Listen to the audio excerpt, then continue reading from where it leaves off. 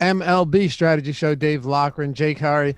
We got a good show for you today, too, because we got two slates, an early, a late. And before we get into anything, before we hit any plugs, before we get into the games, we want to take a quick look at the lineup study because Jake and I were discussing before the show right now, prior to going live, like what type of stuff can we look at that we think would be beneficial to you as the viewer and honestly to us as well as we look through these lineups and results. And of course, Jake, Awesemo from awesemo.com, Alex Baker joins us on the deep dive Monday, Tuesday, and Wednesday at 5 p.m. Eastern. If you haven't caught that yet, I'd advise you to do so. 150K on DraftKings last night. Not a surprise, no surprise at all. It's commonplace, par for the course. But it's really interesting how he does things. He doesn't want to compete with his own lineups, he'll tell you that. And sometimes, Jake, he'll throw 150 lineups into one, an entirely different 150 into another, and an entirely different 150 into another if you can. How did he do it yesterday? Yeah, so here's the 88, the medium eights. It's called 50K to first. You see a familiar name up top, Awesemo, and then a couple of other familiar names, Chipotle Attic and Papa Gates coming in 2 and 3. So you click on Alex's lineup here, his portfolio of lineups, I should say. His top score was 177.2, so it was a pretty low-scoring night. And he actually says, he gave voice to it the other week, talking about how when it is a low-scoring night, he tends to do way better because that means the chalk lineup construction is not the nut lineup construction. So you see that was the case here. And we were talking about how in this tournament he had a 177.2. His next best lineup was 143.2. Which is insane. Yeah, just a crazy difference between your best and your second best lineup. But that's why he's so good, because he's so good at differentiating. And you'll see some nights where he has the winning lineup for 50 or 100K or whatever, and then the next lineup is barely cashing. But that's what makes it so impressive is as you pointed out before we started, you're not competing with your own lineups. And one way to do that is by not having a ton of overlap in your own lineups. So there, like what did you say? One broke away, right? One broke away from the pack. And it's difficult to do that though. And to figure out what the balance is between just being completely wildly undisciplined and having an approach to it that works like that. Yeah. So you see he had that same 177.2, Lofty, when you were talking about how, was he putting in the same, like was he picking his 58, the 58 max here from his 150? It looks like he was, because you're seeing the 177.2, you're seeing the exact same 143.2. Obviously a bunch of lineups mixed in between that and this 150 max compared to the 58 max. But then you look at like his third and fourth lineups, 139.2, 137.5. Let's see if he had those. Yep, he had those. Had that one. So something new that he started to do, I guess, because last year when I talked to him about this, he said that you're trying to win one tournament, you're not trying to win them all. But it looks like he's kind of gotten away from that strategy, at least on some nights. I don't know how exactly he does it, but do you think last night it may have just had, and this is something I can ask him too next time we do a show, like maybe it is totally slate specific, like, you know, I don't know. But maybe a smaller slate with teams that he just doesn't have as much interest in, or this projections don't have as much interest in. Maybe that's when he throws the same 150. But it doesn't seem like that would make a lot of sense. Yeah, so he started to do it more. I've noticed a couple times that he's putting in the same 150 in multiple 150 maxes. And I know that's something that Tom's done basically since I started studying him last year. So just interesting that he's starting to do that more and more. But it might be slate specific. I honestly don't really know. Do you do that when you do 150? Do you put them all in the same, like when you max multiple 150s? I usually don't max multiple 150s. Okay. When I'm maxing, it's usually just one of them. Okay. Like if it's the 1 and the 10 or the 1 and the 12, generally I put the same 150 into it. But I've tried to get away from it because I guess it doesn't seem to make as much sense. But then at the same time, it's a little bit different with the 1 and the 12 than the 88 and the 12, where it's one of them's 50K and the other one's 50K up top. I think it's slightly different when you're talking about that. Right. You may not have to be as contrarian because of the amount of because of the less entries in the 58 max compared to the Right. 150 max where And another thing too, like I said this the other day, uh, I was checking where I was at in the $100 single entry. It's like I think 30K, 5K to first. I scroll up to the top, and it's single entry. And there he was. There he was. First place, 30 points ahead of the next closest guy with a Braves Pirates stack. And I've always wondered, and again, maybe this is something we could ask him because it would be helpful. I've always wondered how does he choose lineups for his single entries and his three maxes? Like, is it just a random, once you've sorted, once you've got your lineups, you take the highest projected or lowest owned with highest projection, or what? Because he has success in the single entries too. yeah, I mean, it's not just about the 150 max for him or the 58 max. Just so good at diversifying across all of Right. his lineups on a given night. So that's why you're seeing him just always doing well. It seems like he's always got one that breaks free in some tournament outside of the nights where like the chalk, the best five hitters in the slate, the best five values all perform really well. He's not going to win very often on nights like that. I'm with you. All right, what else do you have on this before we get started? Nothing much. I just wanted to show the one that broke free. But yeah, this is just a feature of lineup study. You can see Daniel Norris was a guy that was coming up in his projections quite a bit. Didn't do perfect, but 13.85 was more than okay. I think he was around 5K. You're seeing a Braves stack that was a spend up to be contrarian one last night. And the parts of it he used specifically Flowers, Albies, Swanson. Maybe not your typical names you're using in a Brave stack. Doesn't look like he had Freeman in his top lineup. He did in his second one, but Rowdy Who did he Tellez. have at first base in that? Tellez. So he I had thought, okay, that made, I was during the deep dive, I was hand making lineups just to see what made sense for the three max and the single entries, and continued landing on Rowdy Tellez. He was like $3,300. Freeman was 56, and with the rest of that Atlanta team was, I mean, the whole team was really expensive, but with Freeman, it was wild. With Freeman, Acuna, Swanson, who else was it? Riley, right? Riley had probably the biggest game of all Braves. so What do you he, have, like he didn't 40? have Austin Riley in either of his top two lineups in this That's tournament. crazy. So he had Vlad Guerrero, he had Tellez, and then he had. Oh wait, this was a 5-2-1 for the Braves that won it. That won Did the you not have 50K. Mancini in there either? No Mancini. Wow. Yeah. So just That's crazy. it's kind of crazy because I would have assumed that the winning lineup had Tellez and Mancini, or Tellez and Riley. Yeah. So just looking at his exposures here in this 58 max tournament, the one that he won. Guess how much Verlander he had. You're watching on delay, so you might not be able to see this yet. But I'm not watching the oh, okay. YouTube stream anyway, so you're good. Guess how much Verlander he had. I'm gonna say 13%.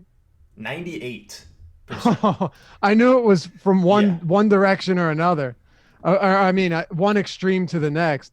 98%. So he had his second highest exposed player was Daniel Norris at 55%. I So thought Norris made a lot of sense yesterday, just given how cheap he was. Who was the other 5K guy? Or maybe he was the only one. I think there. Oh yeah, Sean Anderson was Anderson. was Yeah. it like 6,900? So nine. What did Verlander finish with? He had 37.35. Amazing, 15 strikeouts. He's like 40 years old. 15 What's strikeouts, gave up 3 solo home runs. It's just I know. You could have won tournaments with a mini Brewers stack and Verlander. Yeah. You take all 3 homers, you play Verlander. No one else Well, has that lineup. you think about it, all of those homers came from guys that if you were going to stack the Brewers, you would have in your lineup. Wasn't it Grandolph, Thames, and Braun? Braun. Yeah. Yeah. I'm saying Okay. three guys that Yeah. are good enough power bats. Yeah, it's not like it was Orlando Arcia that, Mhm. donged twice or something. And Hernan Stupid. Perez. Yeah. Yeah, all right. So That was cool though. So yeah, Alex, another 50K win. Very impressive there. Always Line in interesting to his look pockets. visual. Yep. Just taking all the By high the stakes way, money. this is in all seriousness. I don't do plugs here unless I actually think that they would help people. His projections and ownership projections and the stack tool that are on awesomeo.com, that's what he uses for his lineups. 100%. That is what he uses. Now, there's a lot more that goes into it than that, which is why he's significantly better than any of us. But that gives you the set of tools you need to begin working on becoming better. And it's on awesomeo.com. Yeah. MLB strategy is the promo code. You get 50% off your first month if you use the promo code MLB strategy. I'm not going to try and sell it to anyone. It's not necessary. But the tools that he uses to win like 50 to 100,000 nightly, no, at least once or twice a week, are the same tools that any subscriber at Awesomeo would use as well. So there you have it. All right, Jake, let's jump into it. We've got 11 total games. We do have an early slate. I say we just hit on this quickly. Sure. Normally it wouldn't even be necessary, but these sites run really sizable contests for these small slates. So I think, what do we have for the early slate? There is the 186K to first. I like that, by the way, the switch hitter. Would you play that on a 2-gamer? Like, is that a single entry or no? It's 5. Okay. If it was single entry, I'd like it a little bit more because I'm not going to drop 5 into it. Yeah. But you have that, and then where's the other early one? I know that. Okay, yeah, 10K to first, extra inning, 50K, and the payouts aren't terrible. It's 10K up top, 4, 2, 1. But again, and look, I don't mean to bitch, but the min payout's 15. I would really like to see them at 2 times buy-in, which they did for, what'd you say, 2 days, and then they just stopped. Yeah, they did it for a couple days, maybe 2 or 3 weeks ago, and now they've kind of reverted back to the 50K to first, 15K to second. So yeah, maybe just more of a reason to go. Did you say last night was 50 and 10? Tonight is 50 and 10 in the. I think it's 10 or 15. Yeah, it's ridiculous. Yeah. That's great. 50, 10. Imagine this. Just entertainment. Okay.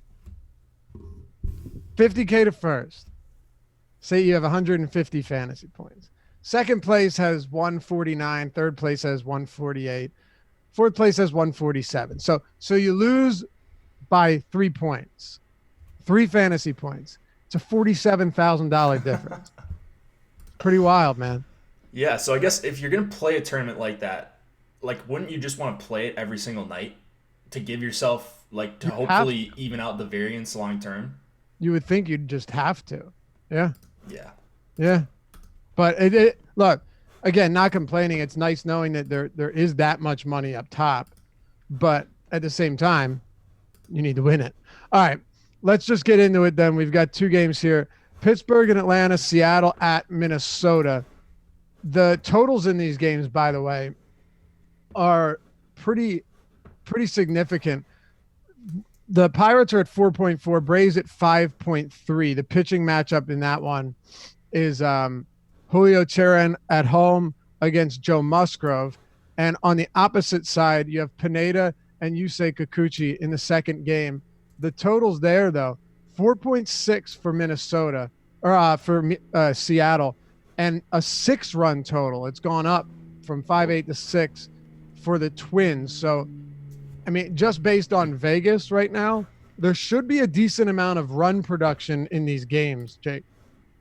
Yeah, a couple day games here. It's warmed up in Minneapolis. It's looks like it's pretty warm in Atlanta and wind blowing out. So it looks like we're not going to have a shortage of runs.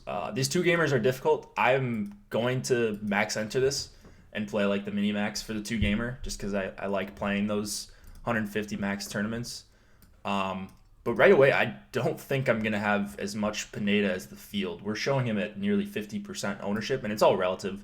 I mean, there's 3 guys, basically all 4 are around 50%, but I I'm just not a big fan of how Pineda's really looked. I think, man, Musgrove as the chalkiest pitcher up against Atlanta. I don't know if I'm going to get to that very much. Dude, So it's difficult, and I had the same thought process as you. Is basically, well, I don't know if you were thinking this, but I was taking not playing Pineda to the next level and saying this guy has been one of the most homer-prone pitchers in baseball this season, going up against a Seattle team that is very prone to striking out, but also has a lot of power. Knowing obviously that the Seattle Mariners can mount a ton of runs against Pineda. That leaves you, however, with Julio Teheran, Joe Musgrove, and Yusei Kikuchi. Teheran, who is 10-8 on DraftKings. yeah, I think he might be my highest owned pitcher though. Like looking at this is a really tricky slate the more and more I look at it, because there's not a great pitching option. Like there's not a great value where you can just go super heavy on. So maybe I will be more spread around, but because it's not a great strikeout matchup for Teheran. Really, no one here has a great strikeout matchup outside of Pineda, which is the guy I'm least confident in. Yeah, exactly. So maybe you just take a little bit of a stand with Kikuchi against the Twins. I know the Twins are a terrible team to play pitchers against so far this season, and it's the 6 implied total. But maybe you just hope that he's okay and Pineda's not. I honestly, this is really, really tricky. So I'm going to be stacking every team, obviously, with 150 on a 2-game slate, but probably just going to try to get away from being on what I would imagine is going to be chalk Twins with Marwin and Scope in the lineup, 4 and 5, 35 and 3,900 there. Let's say you're playing the $100 single entry, right? Sure. Just to get to kind of hone in here on what you like most. Let's say you're playing a single entry, $100 single entry. What, and say they usually have like 4 or so hundred people in that, 4 or so hundred entries. What pitching pairing are you going with, and what does your lineup look like? I'm probably stacking Braves, looking at Musgrove being the highest owned pitcher right How now. much does ownership play here, though? And this is a thought of mine, where you have Musgrove at 59, but then Julio Teheran, Pineda, and Kikuchi all at 46 or higher. Yeah, I guess it doesn't matter that much. Yeah, I'm not saying you're wrong. I'm really I'm curious about this because all 4 pitchers are going to be popular. Yeah, you're going to get massive leverage on whoever you take, right? So exactly.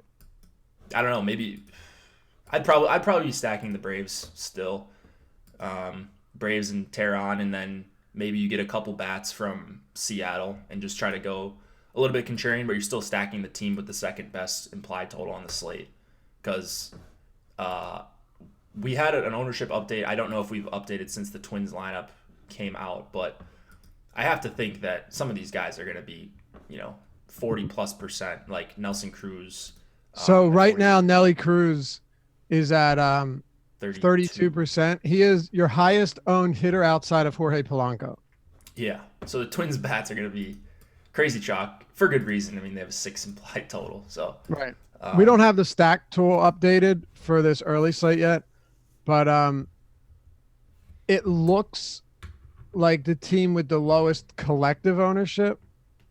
I thought it was going to be Pittsburgh, but it's looking like it's going to be Atlanta. Yeah, I mean, I hope so. I like them a lot. It's kind of surprising to me, though. But you know what? It's not, because Musgrove is projected to be your highest owned pitcher. Yeah. It's just so difficult. I haven't seen pitcher exposure so flat on a 2-gamer before. It's usually like 2 guys at the top are like the most popular pairing, and then everyone else is, like 20 and 25% or something. Right. But here you've just got such flat exposure for pitching that I think you just pick which bats you want to play and then fill in pitchers afterwards. Like I'll be honest with you. I think I'm probably going to bite the bullet and go with Pineda. Okay. Here's my reasoning. Every single pitcher has the potential to get lit up on this slate. Yes, I think Teheran does as well. Teheran's a good pitcher. I'm taking nothing away from the guy. And he's done a much, much better job of limiting the long ball this season. But you're crazy if you think that Julio Turan is going to pay off that 11K price point, even on a 2-gamer. Similarly to Yanni Chirinos yesterday in that early 4-game slate, he's a good pitcher, but are you willing to pay that much for him? The answer for me is if you're throwing in 150 lineups, then yes, you're going to get a lot of Julio Turan. But if you're playing one lineup, I don't know how necessary it is, only because he's going to have the same ownership as Pineda and the same ownership as Kikuchi.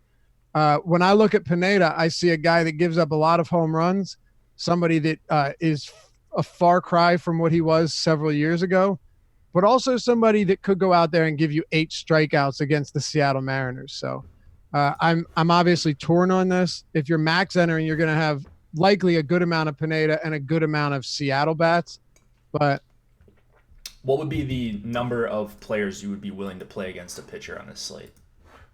that's a great question. So normally I would say 1 or maybe 2, probably 1. But on a slate like this, I don't even know if you need to do that. And the reason I say it is Musgrove, plenty of ability to just implode. So does Pineda. And then while Kikuchi isn't a particularly terrible pitcher, this guy's allowing what, 1.5 home runs per 9 this season. So I think all of these guys, even Turan to a limited extent, are in vulnerable spots. Mm-hmm. Normally, like you said, you have pitcher pitcher ownership on these short 2 or 3 game slates where it's like 1 or 2 guys is super, super popular and the others kind of come in around 15-20%. But I think the reason it's so flat is because none of them stand out as great plays. It's not because all of them stand out as great plays. Right. Yeah, it's it's gonna be tough. Yeah. But why? What's your answer to that? I just don't know if you need to. Like, what are you going to set it at on Cruncher? I think I'm going to set it at 2. Usually on the short slates, I set it at 1, but I think 2, just because you could see Pineda being the best pitcher, but also give up like 3 solo home runs. Sure, and it's probably a one way to differentiate and get like. I don't think you're going to see a ton of lineups with Pineda and 2 Seattle bats. Now, exactly. The likelihood of that working out for you, having two solo shots and like 8 Pineda strikeouts isn't particularly high, but neither is having a winning unique lineup on a 2-game slate. So right. I get it. Yeah. So tricky little slate here. I'm excited to fire up Fantasy Cruncher when the projections come out. Yeah, absolutely. We do have ownership there, so you can check that out at awesemo.com. All right, you want to go game by game on the main slate? Yeah, let's do it. All right, Toronto and Baltimore. Marcus Stroman and Gabriel Ynoa. Totals in this one are expectedly high, as they should be for Toronto, but Toronto just has been one of the more disappointing teams this season. Not that it takes away from the quality matchup. It's funny because I actually think, when you consider how bad most of Baltimore's pitching staff is, he's like one of their least bad, but he's still not good. 4.9 run implied total for Toronto. And then against Marcus Stroman, you have, what is the total on this game? Do we have? Oh yeah, here we go. 4.2 for Baltimore. Stroman, a pretty heavy favorite on the road. What are you doing with pitching here, if anything? I'm probably going to have some of both of these guys. It is a nice implied total going against Stroman. I'll have both of these guys assuming the weather holds off. Right now it looks like this game could be a bit dicey. So just keep an eye out for that. Look at the postponement risk. If you're a premium member or follow your favorite weather guy or whatever you do on Twitter. So Stroman, obviously, we talk about how he's a better real-life pitcher than fantasy pitcher basically every time he goes out. It is a fine matchup against Baltimore, and 7,600 is, I think, a pretty good price for him, and you don't need a ton of strikeouts for that price. And then he's just a $5,400 pitcher that's stretched out, and if things go well, if he's giving you the 5+ innings, he's really likely to pay off that price tag. So I basically always get guys like this, and people hate playing like, not big strikeout guys, but if he eats up a few innings here at 5,400, like that's really useful because there are some bats to pay up for elsewhere. All right. Yeah, Stroman, I don't know how many times we said it. He's a way better actual real life pitcher than he is for fantasy purposes because he doesn't get a lot of strikeouts, but he's also a decent enough pitcher to where you could see him giving you 6 Ks across, 6 or 7 strong enough innings against a pretty underwhelming Baltimore team. They had runners in second on third last night, bottom 9, 0 outs, right? Second and third, down 8-6, no outs. And Santander pops out, Francisco strikes out, and Mancini strikes out. I mean, how do you not get a single run across the plate? They're not a very good team. And I'm obviously not just using that for an example. Just go look at all of their numbers and you'll get a pretty good idea of why Stroman could put up decent numbers here. Another thing too, Jake, normally you look at a swinging strike rate of 9.7%, and it's pretty awful. On this slate, at this price point where he's at 7,600, it's not that bad. Like it's average, 9.710, average, 28% called plus swinging strike rate. You're not going to get excited about it, but in that same breath, you don't need an elite pitcher at 7,600 against the Orioles to have a decent game, barring any weather concerns. Yeah, couldn't agree more. So both these guys are going to be in my pool. They're going to come up for me, I'm sure. What about bats? Yeah, I was just going to ask you, do you like bats? Because I can see the Blue Jays being a team that people go to as value. It is a near 5 implied total, and recency bias from last night, some of them ended up getting there. Tellez and Vlad Guerrero, 2 guys that people really like playing, and they're cheap again. So I get the Blue Jays stack. I think I'm going to be a little bit lower on it than the field, though. Just first look at everything right now. And then I don't like taking bats in general against Stroman. There's not a lot of very good ones here in this Orioles lineup. Maybe VR as a decent value, dual position eligibility for 4,300. Yeah. If anything, it would be Toronto for me. And I think a lot of that would just come down to the simple notion that they're not expensive. Camden Yards is a very friendly park for hitting purposes. So I think it's going to be relatively easy to get there. And I think they'll probably have a decent amount of ownership. On the other side, I'm not really enthusiastic about anybody here. Marcus Stroman has allowed 6 stolen bases this season, which is he allowed only 4 in 19 starts last year, 10 in 33 starts the previous season. So he's on pace to allow a lot more swipes for whatever that's worth. But I did want to throw one more thing out there before we move to the next game.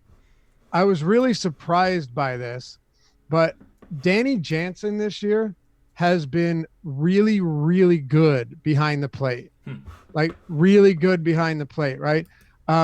When you look at the framing runs metric on Baseball Prospectus, he has the 5th highest rating in framing runs in terms of how many runs he's saved from his pitch framing. And it's a tiebreaker for me if I'm on the fence between 2 different pitchers. If Jansen's behind the plate instead of Luke Molly, I think it doesn't hurt to have somebody good. Just look at how Gossman has done with guys like Wellington Castillo or Caleb. What was his name? Caleb Joseph? Was it Caleb? Yeah. That was Gaussman with Joseph, right? That's what I said. Yeah, Gossman. Yeah. But it was also Ubaldo Jimenez. It was also Wade Miley, like the whole pitching staff between Castillo and Caleb Joseph. Mm-hmm. So it's not a huge thing, but it's worth considering if he's behind the plate and whatever the ump is. Those are small things that could work in your favor. Yeah. All right. Anything else on this game? I think I'm good on this one. What about Washington, Arizona?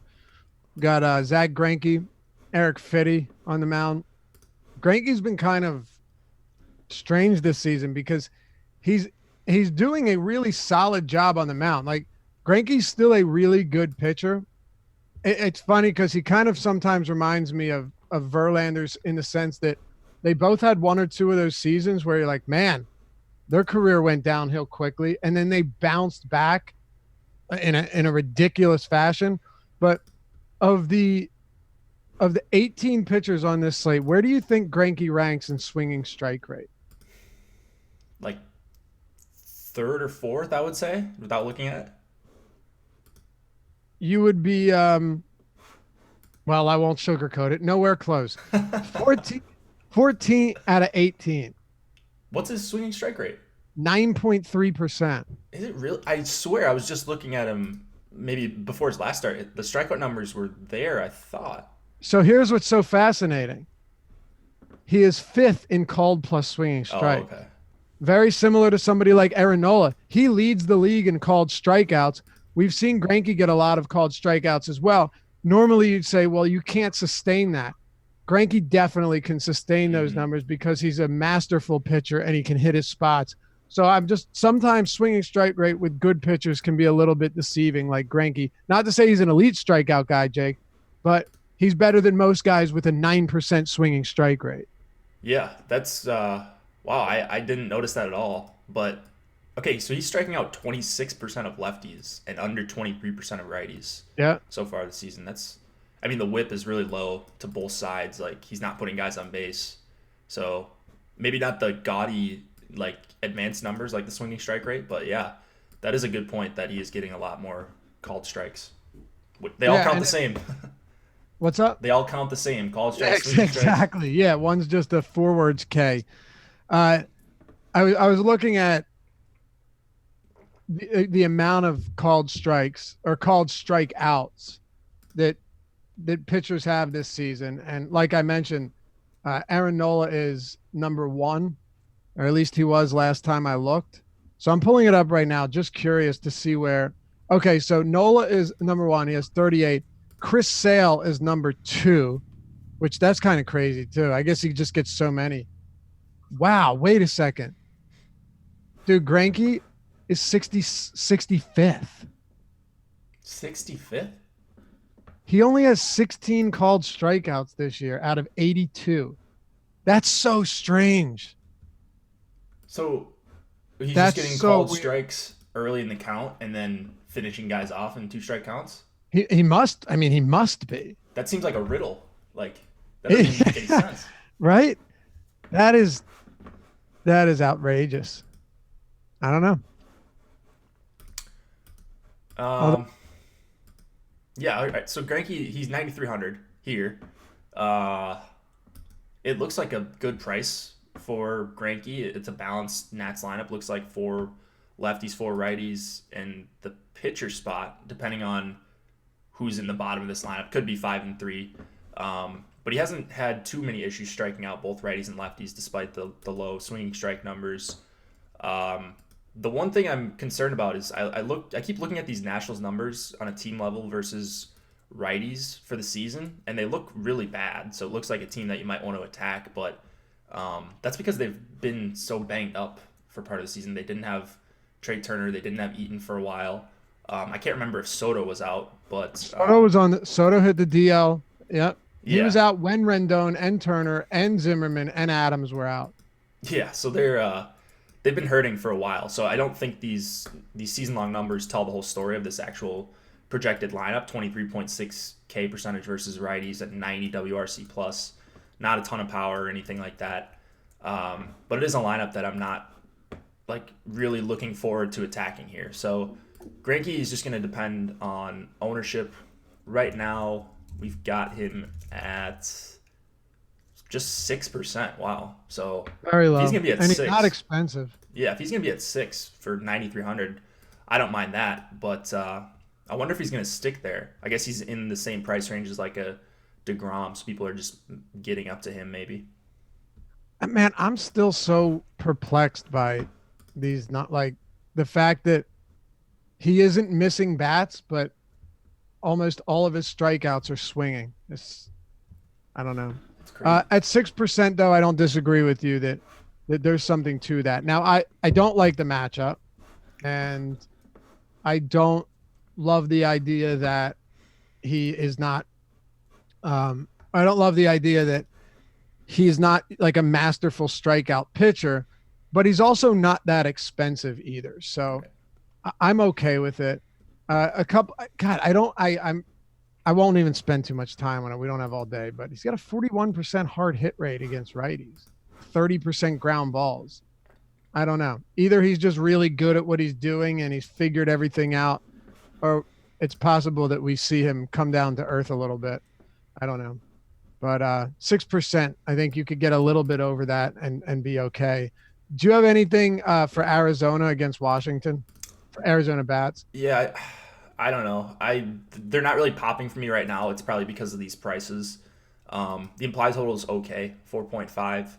But like when you're paying 5,500 for Escobar and almost 5K for Kettle Marte and 47 for Gerard Dyson, it's not super appealing to me right now. So I don't see myself ending up on a ton of Diamondbacks here or Fede for that matter. All right. Well, we can talk about Boston and Texas. David Price, Adrian Sampson.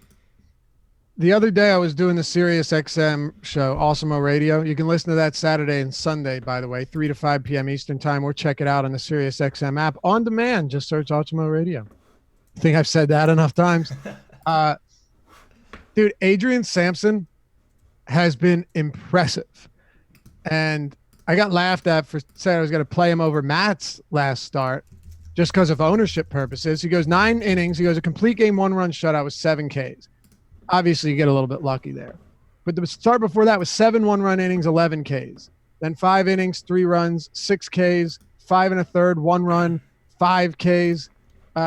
Adrian Sampson has been wildly impressive over his last 4 outings. I think it's our job right now to figure out whether or not, and I've been waiting for this because I've been waiting for a slate where Sampson was on it.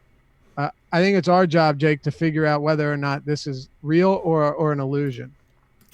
Yeah, I don't know. I'm a little perplexed as far as what I want to do here because you're going to see, I would imagine, Red Sox chalk, 5.5 implied total. Benintendi. I'm not saying to play him, by the way, but just to get an idea of whether or not this has been real. Yeah. I don't know. It looks pretty real to me right now. He is missing a lot of bats. Obviously, you can't expect like a complete game shutout or anything like that. But can he just be decent enough here to kind of limit the Red Sox and some of these chalky bats that are all shockingly under 5K besides Bogarts? I don't know. I think right now I would be more on the I'm going to be underweight on Boston side here because I do believe in what Sampson's doing. I don't know. That's weird to say because just 3 weeks ago or so, I thought this guy was a total gas can, but he's really turned it on lately. And if the Red Sox are going to be really, really popular against him, then I might be going the other way. Yeah, he has a 12.4% swinging strike rate over his last 4 starts. He has a 2.08 ERA or something, so his xFIP is higher than that, but it's 3.5, which is still really good, right? Like a 3.5 xFIP is borderline elite. Granted, it's only a 4-start sample. It is, however, 20 innings or something? What is it? He went 9. No, it's more than that. He went with 16, 17, 26 innings. So I do think there's something to it. And you look at his batted ball numbers. Sampson's getting not a lot of ground balls. He's giving up fly balls. And he's giving up, some hard contact, no real soft contact here. And this is something that's interesting. Listen to this. His pull rate, center field rate, and oppo rate is 40% pull, 43% center, and 16% oppo. What'd you say it was for pull rate? 40% and 43% center, 16% oppo. So no one's taking Sampson the opposite way. All these balls are getting put in the same spot. This might be a crazy thought, but I wonder if the defenses are playing a certain way. Wouldn't really make much sense. But he's not allowing home runs. Yeah, and if you're not going to allow home runs against a team like this, then maybe the Red Sox fade is in play, or at least going underweight and Yeah. getting some exposure elsewhere. And the home runs that he is allowing are solo shots. So, Yeah. oh, and another thing, 3 of those 4 starts that he's had over his last 4 have come at Globe Life Park with like 90-degree temperatures. So I don't know what to tell you, man. I think this start will be very revealing to see what we get out of this guy. But I'm not rostering him. I just have a little less interest in Boston than I normally would. What about David Price for you, Jake? Yeah, I think Price is going to be a guy that I get to with some regularity. Rangers striking out 24.5% versus lefties, 81 WRC plus. This game is obviously not in Texas. It is in Boston, where it's going to be under 60 degrees, a little bit of wind blowing in. So a lot of things going for Price here. And his ownership is half of DeGrom's right now, which I like. I mean, I like DeGrom as much as the next guy, but anytime you can get a pitcher that's going to project somewhat similarly with a better matchup than DeGrom, I think I'll take him for half the ownership, and I'm probably going to be overweight on that at 22%. I love David Price. Oh, yeah. Love him.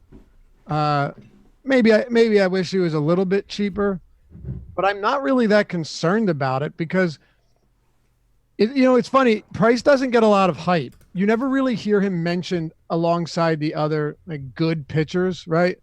At least not as much as you would think. He's kind of fallen off a little bit in that respect, but he's got the 3rd highest swinging strike rate on this slate. His called plus swinging strike rate, a stat that I love, is 31.3%. It's the 2nd highest among any pitcher on this 9-game slate. He's got a 68% first pitch strike rate, which is really good. On this slate, it is the 2nd best behind only Clayton Kershaw. So I could go on and on with numbers that support David Price still being really good. And while his strikeout rate against lefties and righties, or his strikeout rate against righties is 24%, lefties only 17.9%.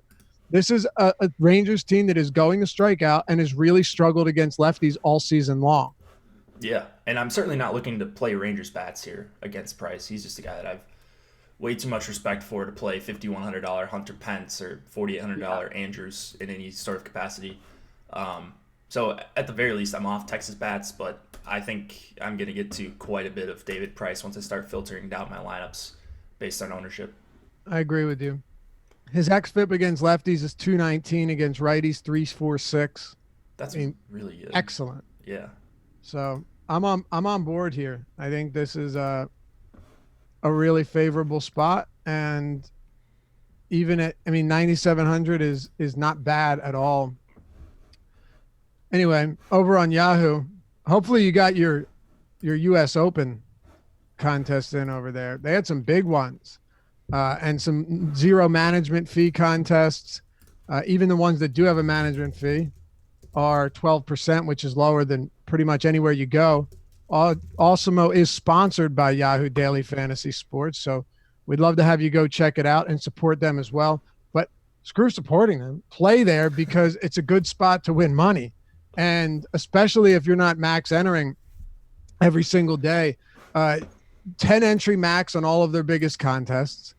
You're not going up against someone that's dropping 150 different lineups into every contest and just flooding it with 450 lineups like you can do on DraftKings some nights. You don't have to worry about that, especially if you enjoy hand building lineups and piecing it together and enjoy kind of the quote unquote art of that. Yahoo's such a great place to do it. And you can get up to $30 in Yahoo Sports Rewards points, those YSRPs, which are as good as cash. They are the same thing as currency on the site. You can play with them, you can win money with them, and then you can withdraw the money that you win. All you have to do is use the code AWESEMO when you sign up and deposit. You get up to $30 in Yahoo Sports Rewards points. Yahoo Daily Fantasy Sports, the sponsor of the Deeper Dive and Strategy Show, which is what we are on right now. All right. I tell you, you get into a habit, Oh, yeah. You get into a habit. I've had to cover shows at Sirius, and it's so – I said like 3 months into doing Awesemo Radio, I was like, "You're listening to Fan Base Mm-hmm. Radio." I was like, oh shit! But you just get into a Muscle memory zone. right there. Yeah, exactly. What about hitters? Any hitters in this game? In I the think we're Boston both game. low on them. Yeah, I'm not crazy about him, and we just got rankings and projections out on the site. So I just like to sort by value and see if anything pops out. And like Mookie Betts and JD are gonna grade out as good values in Benintendi, but they're not like overwhelmingly top values or anything right now. So I don't think I'm gonna get to a bunch of Boston, especially if we see their ownership start to rise, because I think the weather in this game looks pretty good, at least right now. Yeah, I don't think that I'm going to either. I don't. What about Tampa Bay and the LA Angels? Tyler Skaggs, Ryan Yarbrough. Low totals here. The Angels total is below 4 in this game, which surprised me a little bit. Not because Yarbrough isn't a decent enough pitcher, but just because the Angels have had wild totals all season long. I mean, they've been seeing them at like 5.8 at Angel Stadium for 3 straight days. They're below 4 in this one. Tyler Skaggs on the other end. Tampa Bay is a pretty big favorite here going up at Tropicana Field against Skaggs. He is 4.7 run total for the Rays. Skaggs is a 135 plus 135 dog on the road, and Ryan Yarbrough 145 at home. 3.9 total for the Angels. Do you have interest in pitching here? I really don't. It's I thought maybe some Skaggs, but there's just some guys I think with in some better spots here. 4.9 right now we're showing. Is that right? 4.9?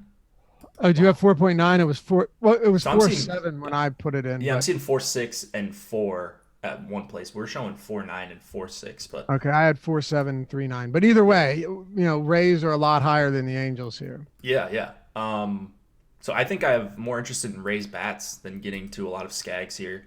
The Rays just have a bunch of power. The park hasn't really slowed them down too much. And then one guy that I would kind of be okay fitting in if I'm stacking Rays, like they're cheap overall, but Meadows is super expensive and it's lefty, but he is expected to bat third, and he has been hitting both righties and lefties really well in his short career. So I actually like a Rays stack here. I don't know about you. Yeah, I don't have a problem with it at all. By the way, Skaggs is only averaging 5 and less than a third innings per start this season. He has struggled going deep into games, which I bring up because if you did want to roster him, it's a little bit tougher knowing that he's above 8K and doesn't really have a whole. I think his upside is a little bit limited, even though he's a good pitcher and he is striking out north of a batter per 9. Let's see what his numbers are against righties, because you're going to want the righties here. Tons of hard contact. Yeah, 44%. Wow. Yeah. 331 WOBA, 166 ISO, but one and a quarter home runs per 9 here, and he's really not a bad pitcher. Like Skaggs is not a bad pitcher, but he's also far from elite. 9.2% swinging strikes on the year. He will get some strikeouts, but he also is going to give up some hard contact and fly balls. Only 35% ground balls this season. I don't have an issue with Tampa Bay either. You have to think that their ownership is going to be pretty low on this one. Yeah.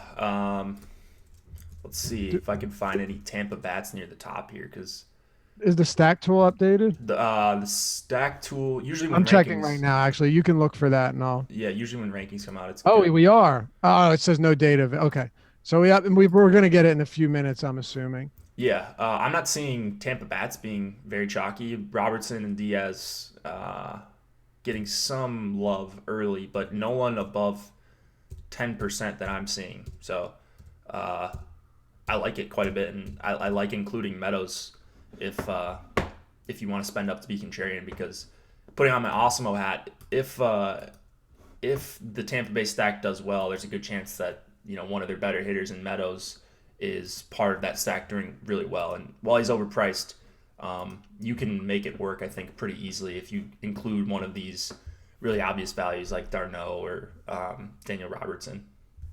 All right. I think we can move on then. I mean, I'm with you. I don't want pitching in this game.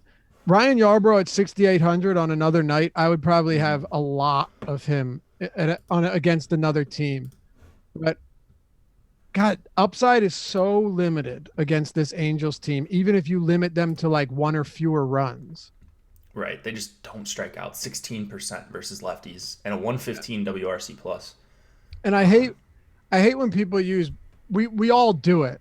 So I don't hate it, but like when you use blanket statements like they don't strike out. I say it every single day. There are some teams where it's like, well, you don't know that because their lineup could look different. For instance, Houston, if you're just looking at mhm. their active roster K rate, it's really low because of Brantley and Bregman and Gurriel and there's one more, but unimportant. And Reddick. But then they had four guys in the lineup yesterday with K rates above 25 or 24%. But the Angels, it doesn't really matter who's in that lineup. They don't strike out. Yeah. I mean, it's always going to be Trout. It's always going to be Otani, Pujols. Like, he's not a great hitter at this point, but he's barely 10% K rate throughout the last few Crazy. seasons. Like, even Lucroy, like another not great hitter, but it just damages your upside when you're paying 7K for a guy like Yarbrough who doesn't go super deep.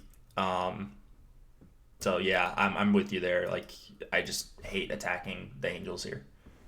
So do I. Uh, the active roster for these guys is just the K rates, even against lefties, is I just don't think you can really get much there. I guess that's it for this game, huh? Yeah. All right. New York Mets, St. Louis Cardinals, Jacob DeGrom, Jack Flaherty. As we know, DeGrom was chalk last week. He should have been. He was 9,400 against the Rockies at Citi Field. This one comes at Citi Field against the Cardinals, who with Molina back in the lineup are probably going to have a six righty lineup today. And then Jack Flaherty on the other end going up against the Mets. He's kind of been all over the map this season, but he's 7,300 on DraftKings, which is pretty wild given the fact alone that Flaherty is very capable of getting strikeouts on the season. Like he's 7,300. He's less.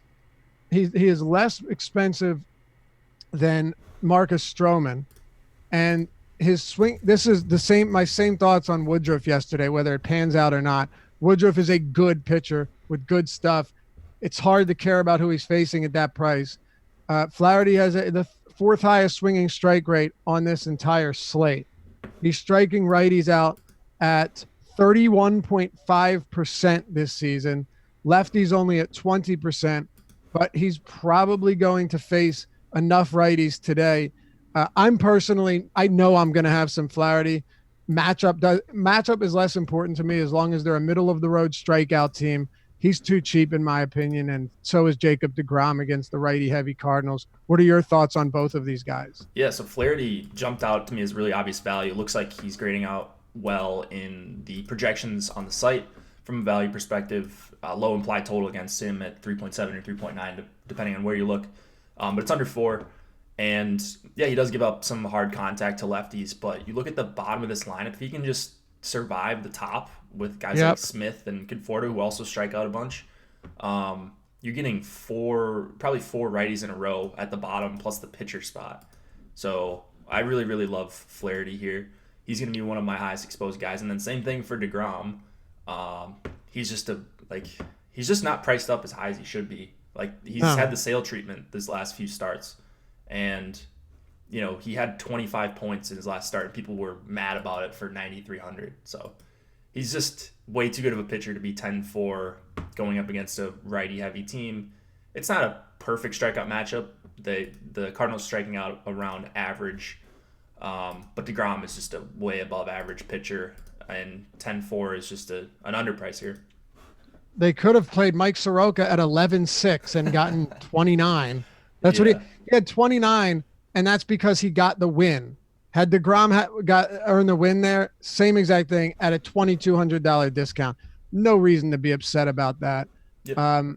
Now, we should point out if you're following along on the ownership projections, DeGrom and Flaherty are 1 and 2 respectively in ownership projections, and I think that makes sense.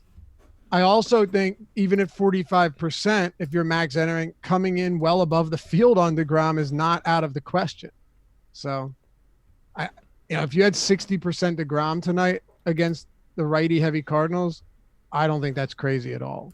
No, it's not crazy. You're going to be able to find some value stacks in these. Well, we've talked about a couple already, but like in these next couple games as well. There's a ton of teams to stack. The only thing about if you're playing a ton of DeGrom is then you're not playing a lot of Coors, and maybe Right. not a lot of like Yankees or Red Sox. But if you like these value stacks, you can go really heavy on DeGrom and Flaherty here.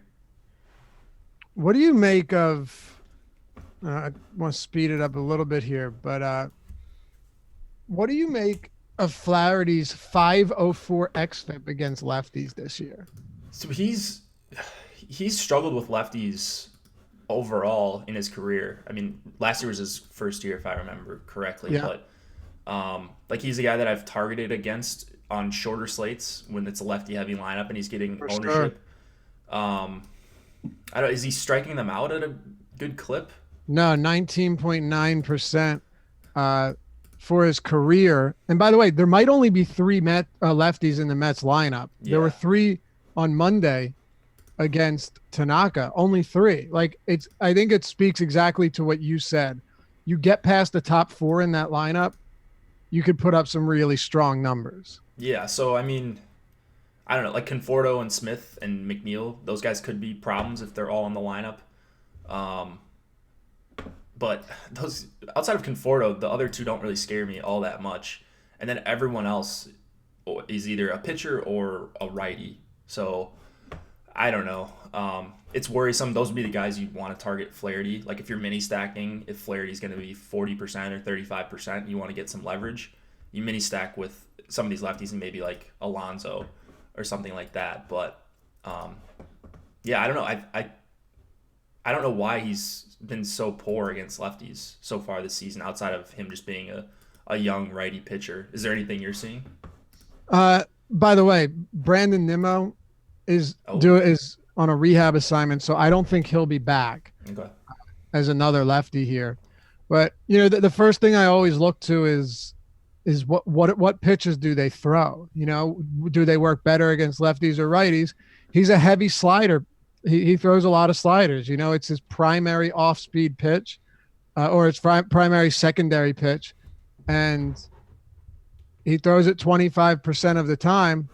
When you look at how often he throws it to right-handers, I'm sorry, not 25% of the time. Sorry, I was looking at percentage of pitch, but he throws his slider 34% of the time to righties. 34%. He is almost exclusively fastball slider to righties, and he has a 25% whiff rate on that pitch to righties. When you look at these against lefties, he's mixing the curve in 20% of the time, but that's not his best. It's not his best secondary option, and he's only getting 8% whiffs on it. So he gets missed bats against lefties with the slider, but it's just not as an effective pitch, and his changeup isn't particularly damaging. So I think my guess would be his best pitch is a slider, and it works a whole lot better against same-handed hitters. Yeah, I mean, if you don't have even a decent changeup and you're a righty, I mean, you're gonna have trouble with a lot of these lefties. They're just way too good. Yeah, Um, so yeah, I mean that's the key, right? You need some sort of changeup or sinker or something to get these lefties off balance, and he doesn't seem to have that just yet. I agree. All right. Any hitters in this game? Like, do you want the top of the Mets order? You were If talking about lefties against Flaherty, and he's going to be 40% on. they're decent values for Conforto and McNeil, those would be I the agree. two maybe, and you could include Dominic Smith. I guess you could get to a mini Met stack, but it would be more for leverage than anything. The implied total isn't great. Flaherty's still a good pitcher, and it would just be to get away from the chalk. Right. And if I'm doing it, I'd probably be throwing Alonso in there just because he's so damn good. Yeah. Kansas City, Detroit. We got 4 games to go here. Matt Boyd, Homer Bailey. Matt Boyd's rates this season are totally outrageous. 13.7% swinging strikes.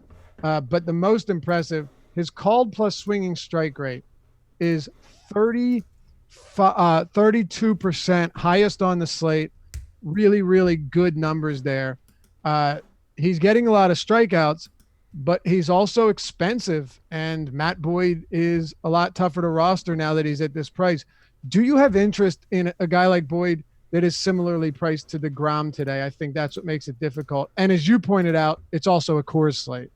Yeah, I don't know. I think if I go to this range, I probably won't get to Matt Boyd.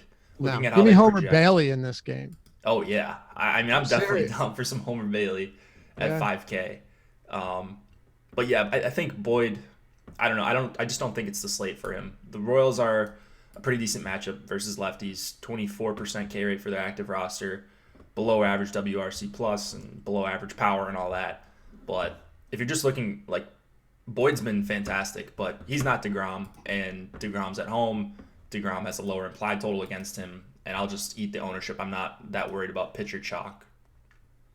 Yeah. Take a look at Verlander and how that worked out if you Yeah. tried fading the chalk yesterday. Yeah, there was no real reason to fade Verlander, as you saw in Alex's lineups. Like he had almost 100% of him out of 58 lineups. Like he just graded out too well.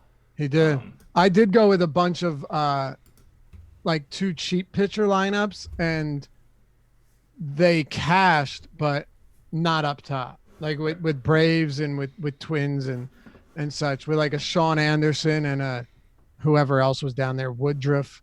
But yeah, it was just a monster performance from Verlander, and he was a great, great, great play.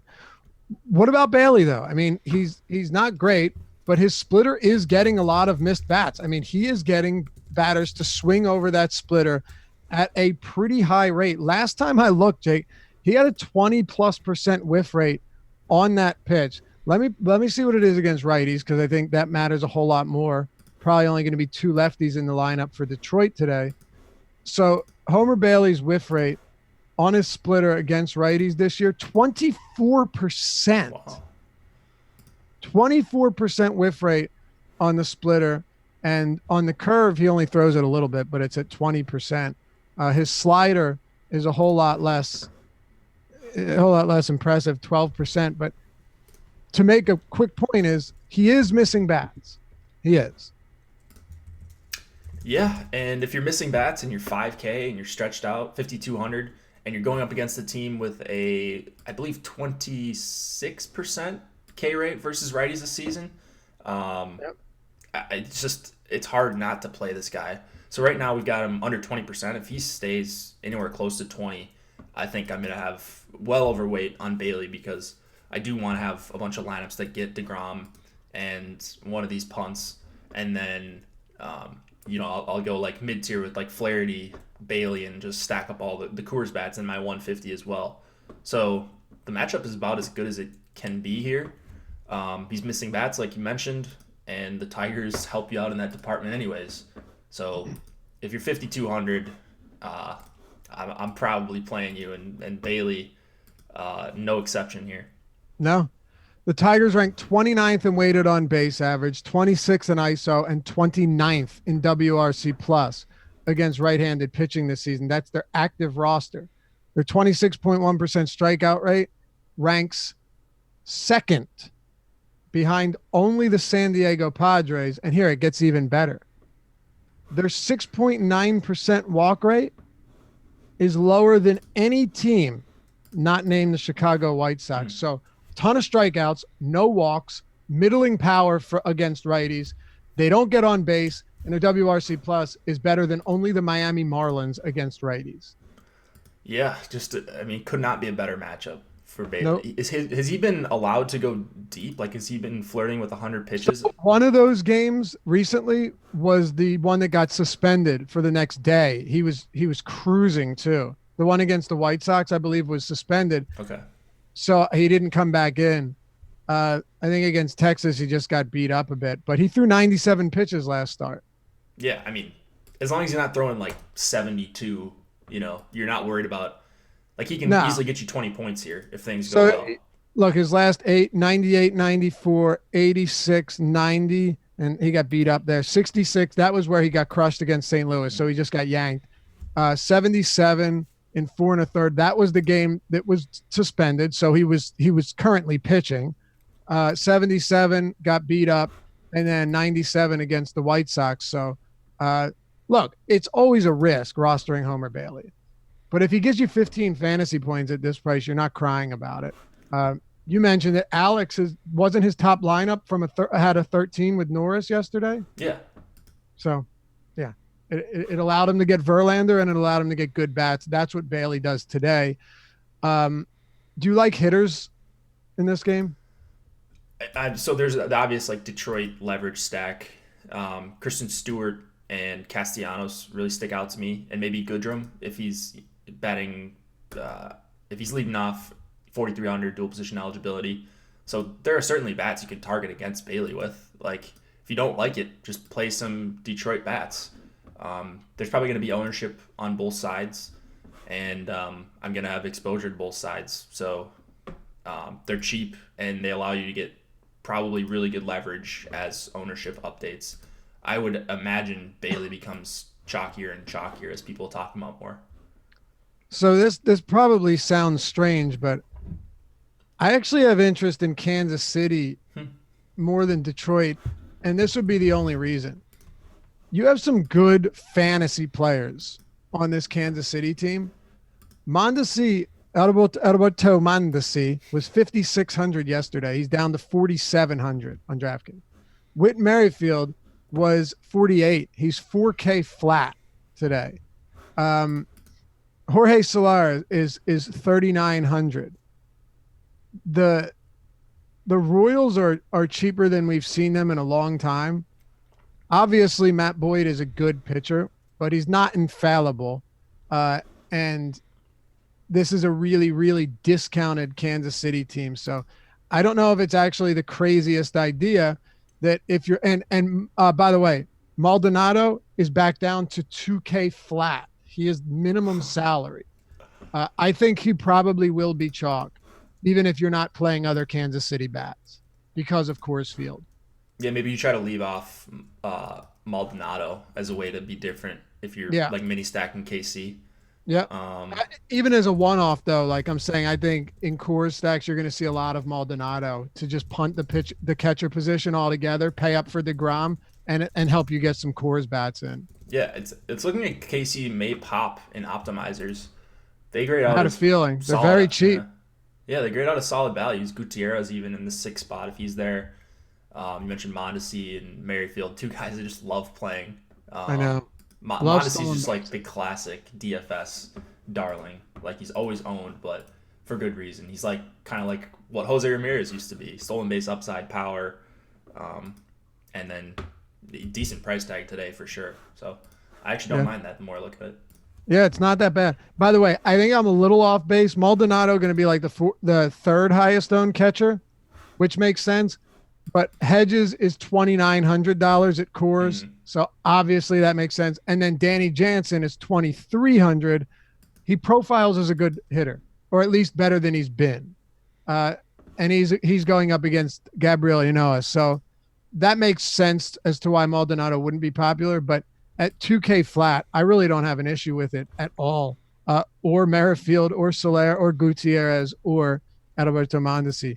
Boyd's only allowed 3 stolen bases this year, but he gave up 18 last season, and he's very average at holding runners. Anything 18? Else here? 18 stolen bases last season. That's wild. I would not have expected that for a left-handed pitcher and a good one. I honestly don't think I think that's the biggest fallacy in baseball. Really? Well, think about it. For 5-6 years straight, who was the worst pitcher at holding runners in the league?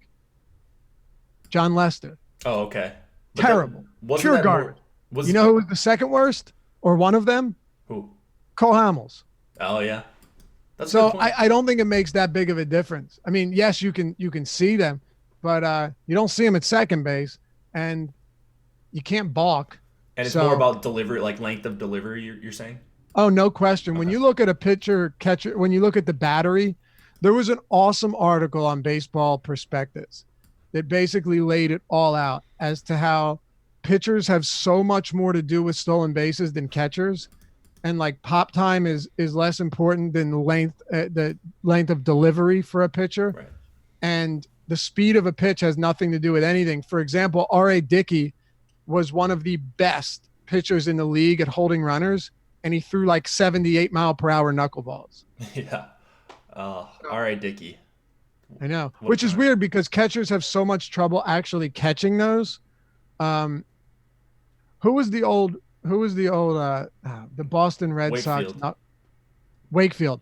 His catcher before games where Wakefield started would have somebody. He would get in the squat and he'd have somebody get peanuts and throw peanuts at him. I remember watching it on a warm up because it was so difficult to catch the pitch. He was just trying to get his, I guess, coordination. Right. It's so weird, but Peanuts. That's funny. yeah, it was so weird. But either way, being a lefty or righty to me, I don't think it makes as big of a difference as just how long does it take you to from the wind up to when the pitch hits the batter's or the catcher's glove. We'll see. All right, White Sox, Yankees. Jake, what do you have on this one? J.A. Happ, Ivan Nova. Happ looks to have turned it around a little bit lately, right? It was a really brutal start for him. His last three have been a lot better. Maybe not the most strikeouts in his last two against Boston and Toronto, but he's been limiting runs. Does this continue today against the White Sox, and are you targeting him? Uh, I don't think I'm going to be targeting too much Hap here. I agree he has turned it around a little bit. The swings and misses haven't been great, and there are some worrisome bats here for the White Sox, like Abreu, Tim Anderson's hit lefties well. Moncada you're not really worried about from the right side, but Eloy Jimenez, if he's going to be in this lineup, which you would assume he would be. So I don't think it's not a great matchup for power. The White Sox still have power. And then Hap is at 8,700. I think I'd rather go to a guy we'll talk about in the next game if I'm just searching for a bunch of strikeouts here. In the Coors game? Yeah. Johnny G? Yeah. Yeah. So Dude, I love that call. So I don't know. I don't know if I'm going to get to a bunch of Hap, or I'll just go down to Flaherty if I can. But Any Ivan Nova at 4,400? so my rule, or I guess my stance has just been like if you're around this 5K price tag and you're pitching, no matter who you're going up against, no matter the implied total, you're probably going to end up on some of my lineups. But I don't know here if I'll get to a bunch of Nova just because we have Homer Bailey on the slate. We've Absolutely. got Inoa as well, who I'm considering. So he might get squeezed out. I hope I don't end up on Nova. I can't stand this guy. I agree with that entirely, though. I don't think going from 44 to 52 is that big of a difference. And while neither of these guys are great, Bailey definitely has a higher probability of having a decent game against a much worse team with much more strikeouts. Yeah. 5.5 implied total here for the Yankees. Yes. You like the Yanks? Yeah. I mean, anytime you're going up against Nova you just can't miss bats. You've got lefties with power. You've got righties with power. Gregorius back obviously helps. But then you've got Morales in the 7 hole at 2,900. Just well-priced Yankees across the board. Maybe you could argue Voit is a little bit overpriced, but I don't have a problem with anyone in this lineup. They're one of my favorite stacks. All right. Weather at guaranteed rate field 64, 65. Oh, God. 65 degree. When my phone rings, because I have an iPhone and a MacBook, if I have my computer, if I have something muted or paused or muted on my computer and I decline the call on my phone, everything starts playing on my computer. It is super frustrating. I don't know why it does it, but it does. Yeah, very weird and loud. I'm with you. Yankees here, very, very favorable spot. You think they'll be chalky? I would think so. But it's not like they're, miles above. Actually, no, I don't think they're going to be that chalky compared to like Coors. Yeah. So actually, I take that back. I don't think they're going to be that chalky. Okay. Let's see if our stack tool updated here. Come on, give it to me. Not yet. No? All right. What are you going to do? It will be updated soon. Remember, MLB strategy is the code to get 50% off your first month at Awesemo. Any White Sox bats against the lefty? Eloy, I like at 3,700 quite a bit, and then Jose Abreu, I think is a guy I'm going to get to. All right.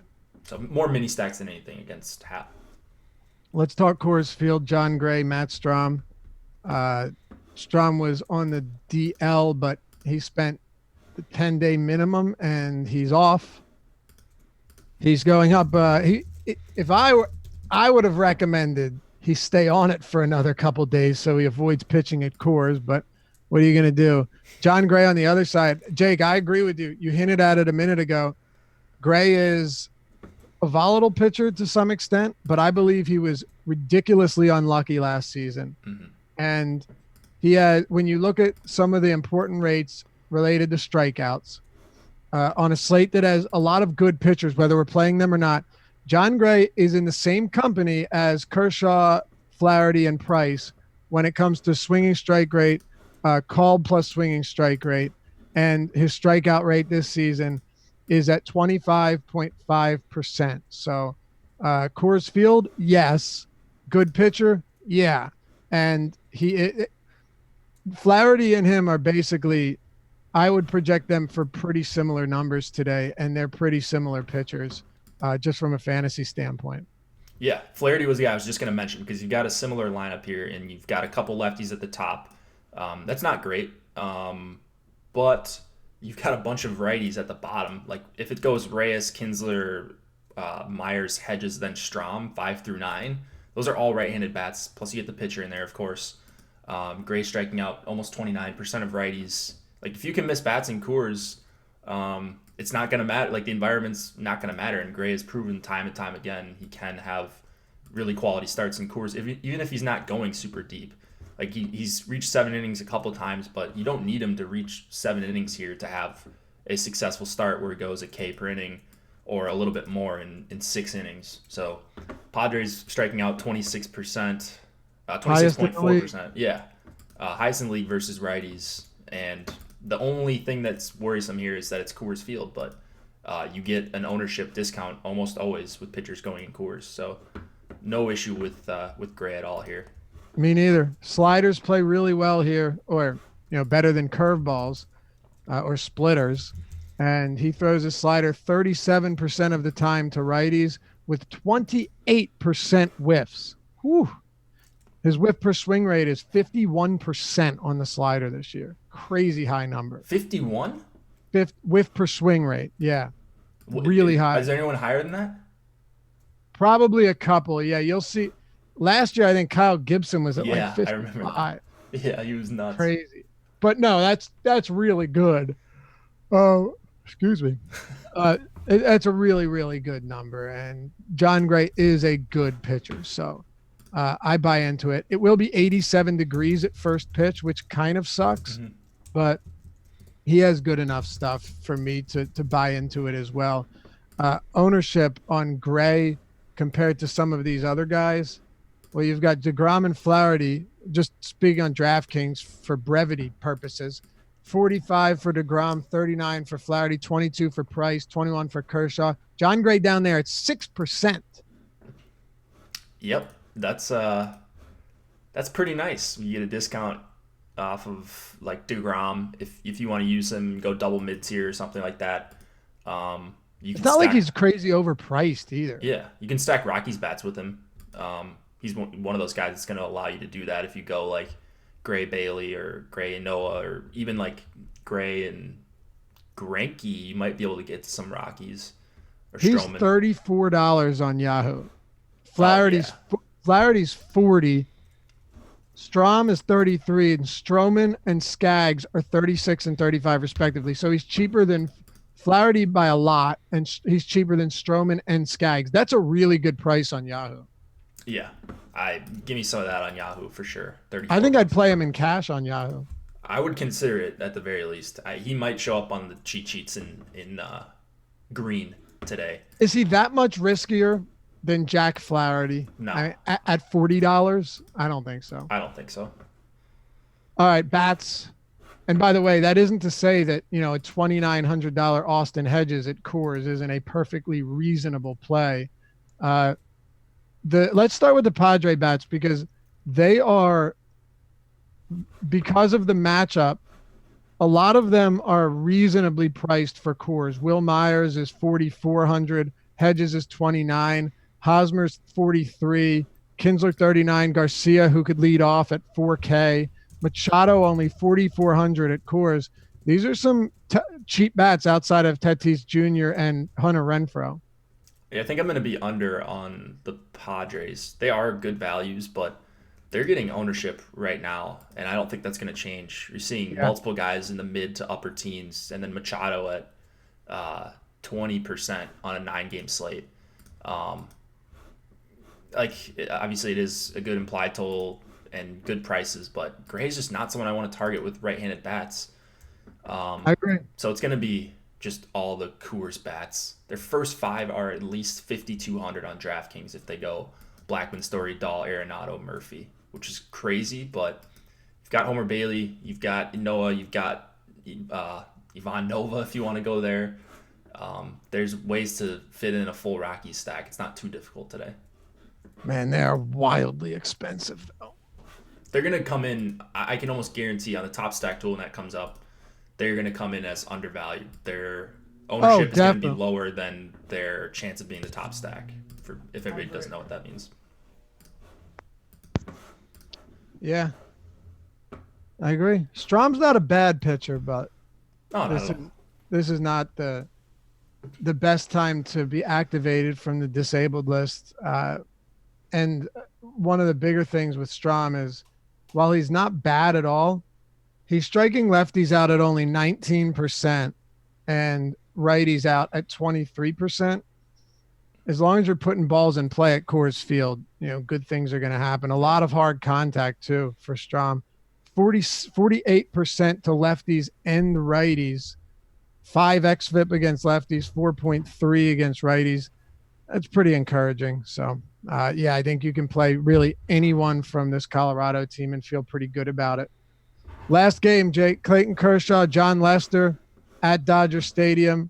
The Dodgers heavy favorites here, 167 favorites minus 167 at home, 4.6 total for the Dodgers, 3.5 for the Cubs. This Dodger pitching staff is just very good, and Clayton Kershaw has one arm in a rotation of many good ones.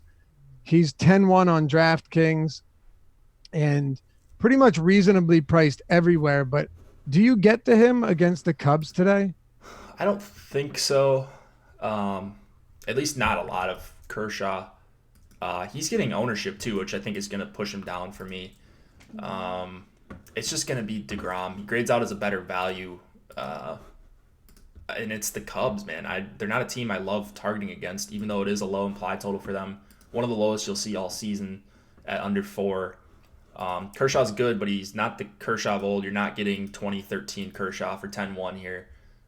He's just a little bit of a different pitcher. He's not missing as many bats, and it's a tough matchup, and you've got DeGrom for $300 more. That's all. Nothing bad about Kershaw here. He's a fine option as a pivot, but not one that I'm going to get too much. I agree. And you have David, maybe you mentioned that I missed David Price at 9,700 too. Yeah, so, exactly. I even forgot about him.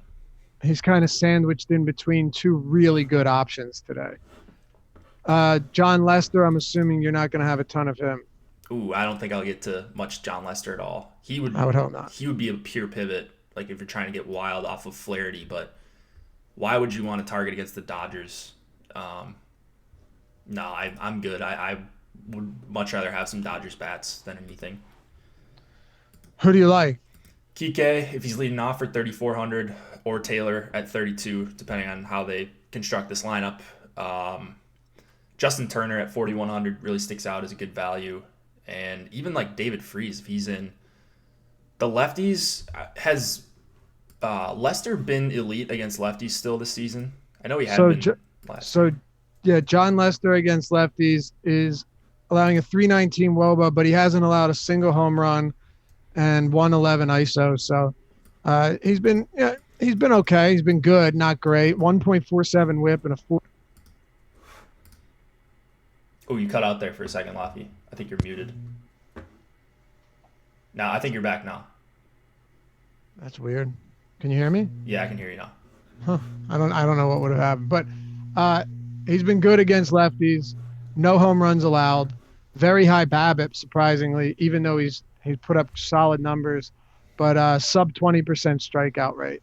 But no home runs. No home runs, but that could obviously change with Muncy and Bellinger in this lineup that can hit either side really well. Never really have an issue playing Bellinger, so if you're stacking the Dodgers, would try to include him and or Muncy. Yeah.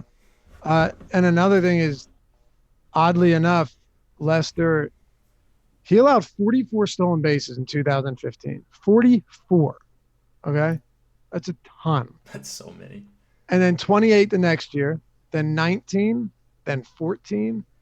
He's only allowed 2 this season through 12 starts. So he's on pace to allow around 6. I don't know what he did, but he fixed something. You cut out again. You can I can hear it like it's like something's unplugging or something. It's all good. We're about done anyways. So Yeah, well, it's annoying. Anyway, is that all you have for this game? yeah, I like me some Dodgers bats and probably not getting too much pitching. All right, Jake. Well, if my mic's cutting out, I'm going to do you the honors to close us out if there's anything that needs to be said before we head out. I believe that's it. We've covered it all. It's 11:03 Eastern time, and we've reached the end of the road. Yeah, all right, guys. Thanks for joining. And ownership is updated on the site. We've got rankings up, projections, all that stuff. Use that to plug into Fantasy Cruncher. If you don't have Fantasy Cruncher, make sure you join using the promo code MLB Strategy. We will be back tonight, Laffy and Adam, correct, for the deeper dive. That is correct, sir. And then Chris Spags and myself tonight for Live Before Lock. So we'll be breaking this slate down a couple more times for you guys. You won't be shorted on content. If you got any questions, you can reach us on Twitter. Our handles are underneath us. And then also the premium Slack is probably the best place to reach us. So don't forget to join. Good luck tonight, guys, and we will see you soon. Peace.